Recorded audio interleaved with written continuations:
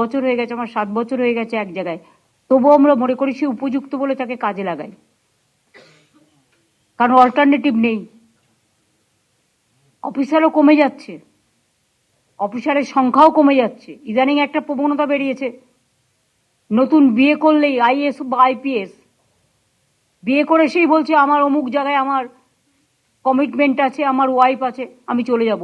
Is A join করছে, 6 মাসের মধ্যে পালিয়ে যাচ্ছে। এদের তো জয়েন করা উচিত নয়। যারা জয়েন করবে তাদের কাছে একটা লিখিয়ে নাও যে আমি কিন্তু গভর্নমেন্টকে সার্ভিস দেবো, আমি কোনো কারণেই রাজ্য ছেড়ে যাব না, তবেই আমি আমার রাজ্যে জয়েন করতে দেবো।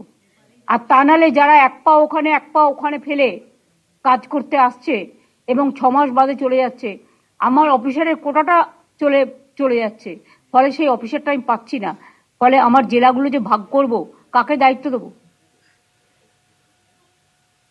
আমার অফিসারদের অভাব হয়ে গেছে, এটা তোমাদের বুঝতে হবে। আগের গভর্নমেন্ট অফিসার বাড়ায়নি, আমরা তাও অনেক বাড়িয়েছি।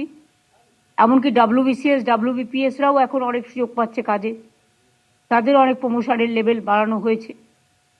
সুতরাং আমি সবার ক্ষেত্রেই বলবো যে একটা কোনো জায়গায় একটা গণ্ডি থাকা দরকার, যে লক্ষ্যের গণ্ডিটা কিন্তু পেরোনো যাবে না।